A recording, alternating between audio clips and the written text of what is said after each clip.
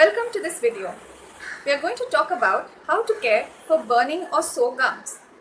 Now, burning and sore gums cause excruciating pain.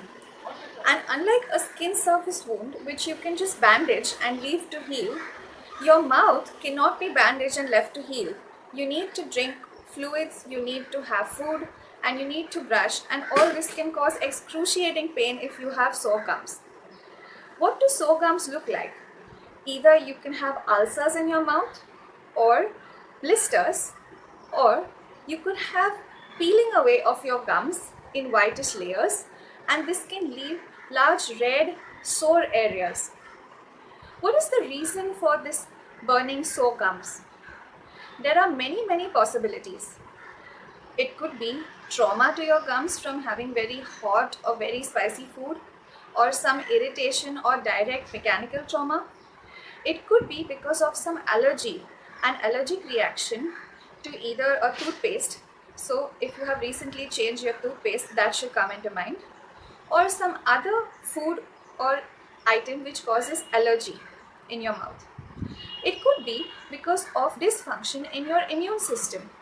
And this could be due to various causes. It could be due to lack of iron, lack of vitamin C and vitamin B complex, and also due to some other autoimmune diseases which are much more serious. Besides this, it can also be due to changes in the hormonal levels in your body, or due to some recent medications which you have started. Even conditions like diabetes can aggravate burning and sore gums. So what are the tips in case you do have burning or sore gums? First of all, avoid hot and spicy food. Avoid alcohol because it dehydrates the tissues and aggravates burning. Besides this, you need to use your toothbrush, but you can get an ultra soft bristle toothbrush, and this will help to reduce the pressure and you can brush better with this. So an ultra soft toothbrush, or at least a soft toothbrush, is important. You must rinse your mouth with water, not with hot solutions. If you're using a salt solution also, it should be of room temperature. Gels are very helpful. An antiseptic gel, especially a gel like chlorhexidine, if you are not allergic to it, 2 to 3 times a day is helpful to take care of the inflammation.